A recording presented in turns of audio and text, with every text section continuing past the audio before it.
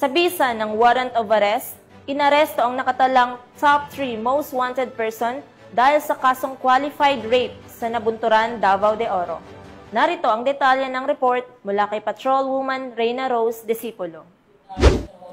Ito September 15 taong kasalukuyan ang isang kinilala na si alias Francisco, 66 anyos, isang lokal na magsasaka na pangatlo sa listahan ng most wanted person sa munisipyo. Ang pagkaka-aresto ay bunga na isinasagawang manhunt operation ng tracker team ng Nabunturan Municipal Police Station.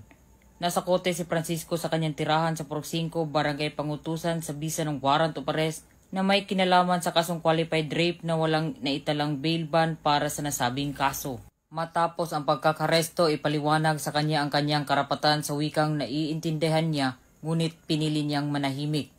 Dinala rin siya sa Nabunturan Municipal Health Office para sa kinakailangang medikal na pagsusuri.